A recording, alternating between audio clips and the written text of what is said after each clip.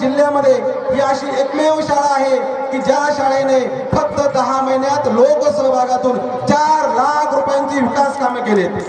ही जिल्ह्यातली एकमेव शाळा आहे। कोणताही सरकारी अनुदान नसताना शालेय व्यवस्थापन समितीचे आमचे अध्यक्ष, माझे सर्व सहकारी आणि मी स्वतः प्रत्येक वेळेला वेगवेगळ्या संस्थांकडे जाऊन वेगवेगळ्या व्यक्तींशी भेटून हे माझे विद्यार्थी आहेत, ही माझी शाळा आहे आणि हे पालक हे सर्व माझे मित्र आहेत, त्यामुळे त्यांच्या विद्यार्थ्यांसाठी आम्ही काहीतरी देणं लागतो ह्या भावनेतून हा कायापालट आम्ही केला।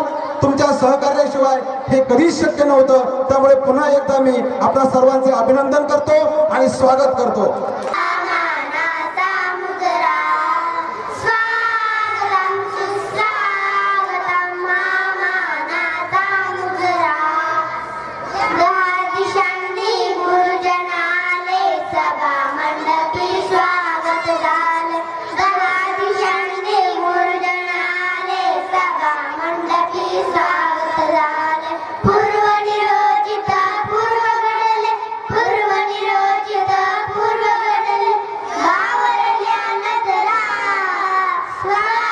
संमेलनासाठी व्यासपीठावर उपस्थित कार्यक्रमाचे अध्यक्ष, प्रमुख पाहुणे, विद्यार्थी, पालक, ग्रामस्थ व माझ्या विद्यार्थी बालमित्रांनो, आज आपल्या शाळेच्या स्नेहसंमेलनाचा दिवस विद्यार्थी, शिक्षक, पालक या सर्वांच्या आनंदाचा, उत्साहाचा या दिवसाच्या निमित्ताने प्रथमतः शाळेच्या वतीने मी आपल्या सर्वांचे हार्दिक मनपूर्वक स्वागत करते।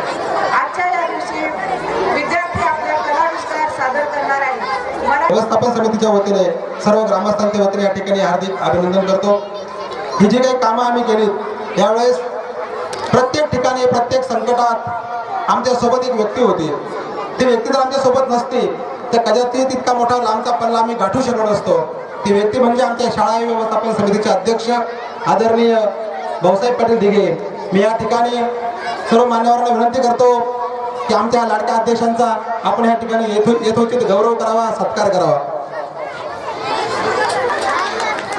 आमचं प्रेरणास्थान आधारवड आदरणीय भाऊसाहेब पाटील दिघे, मान्यवर ग्रामस्थ, शाळा व्यवस्थापन समिती सदस्य, महिला भगिनी, आमचे छोटे छोटे विद्यार्थी, तरुण कार्यकर्ते या सर्वांचे मी शाळेच्या वतीने हार्दिक आभार मानते।